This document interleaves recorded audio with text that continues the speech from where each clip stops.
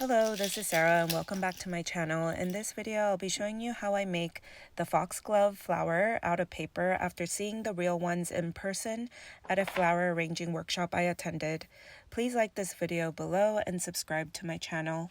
I have the template for the Cricut, Silhouette, or other cutting machines linked below the video, and a print version for hand cutting for those that don't have a cutting machine, along with the materials you need to make this flower.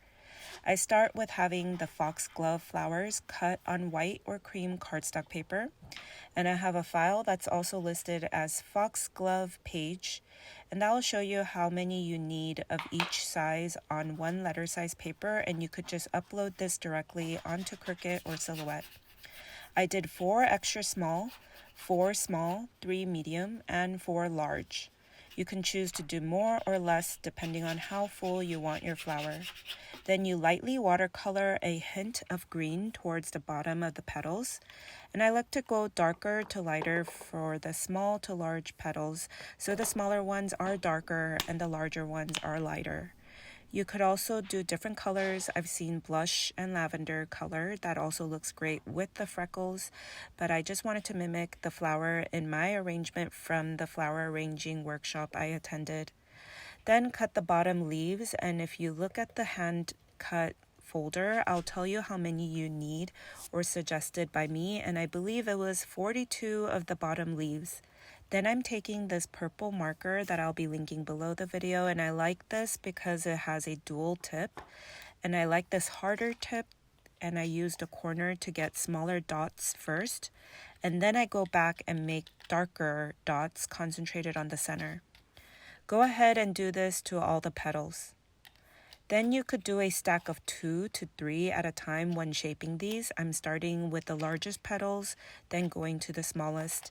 Take a stick and roll it so that it shapes the petals, and I go to the bottom area and tightly shape the bottom to make it even more rounder.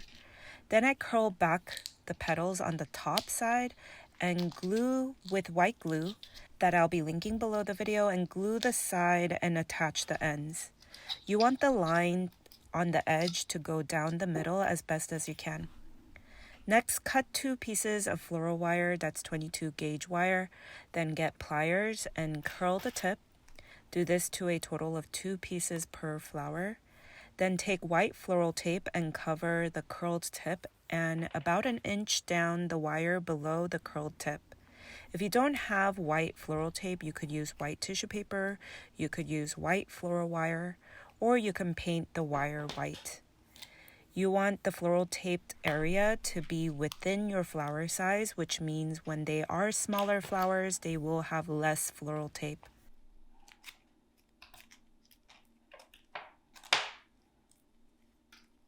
Then add the other floral wire together. I face the wires so it looks like the rounded tip will be facing away from each other. Then when they are combined, you can string it through the flower and add hot glue on the bottom to close the bottom together and attach the floral wire.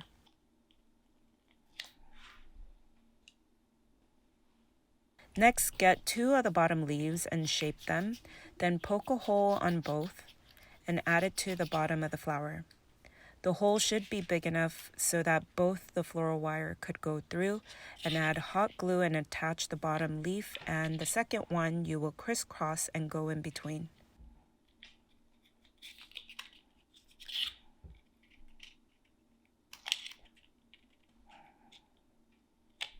Then this is optional, but I like to cut a small version of the regular leaves for each flower and add that a little below the flower as I floral tape the floral wire below the flower.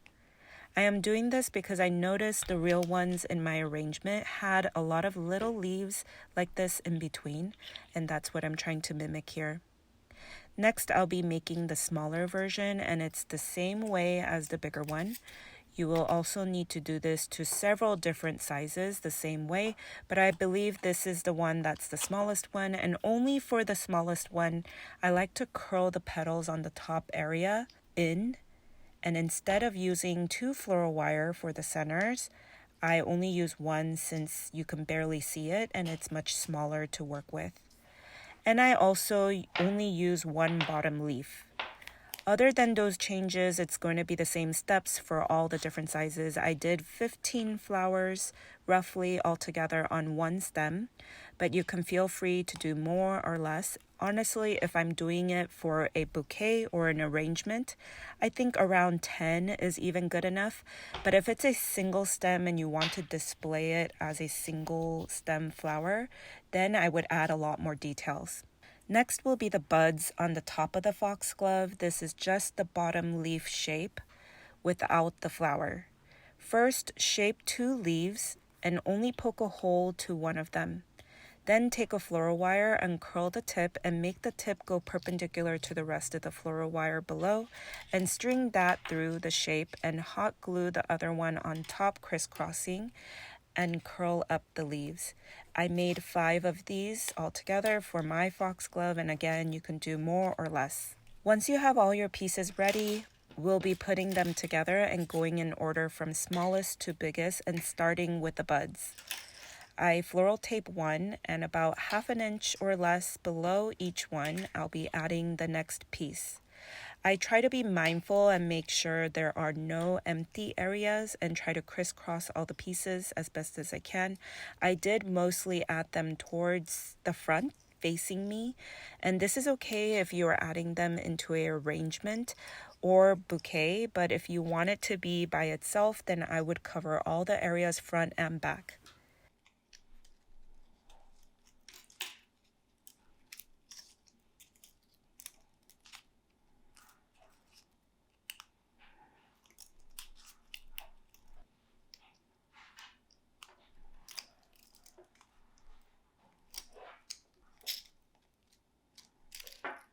The foxglove flowers usually has the freckled area on the bottom side, so be mindful of that, and the bigger ones droop down, so make sure to mimic the direction as best as you can. Next, cut 3 small, 3 medium, and 3 big leaves, and again, add more or less if you want to. I wouldn't add these if they were going into an arrangement, but if you want to put them in a pot or by itself, then add these leaves on the bottom area of the stem. Next, I was thinking these would look so good displayed on a wooden block, so I drilled a hole in one of the wooden circles with this rotary tool that I've been linking lately. The original hole wasn't deep enough, so I made it go through more and added this paper foxglove. I will be linking this mini rotary tool below, and I love how this is perfect for small crafts like this. You could also see the paper foxglove against the original real one from my flower arrangement from the flower arranging workshop I attended. I think they'll pair perfectly with other paper flowers like my paper zinnias, like this arrangement. So try making it yourself. Please like this video below and subscribe. Thank you for watching.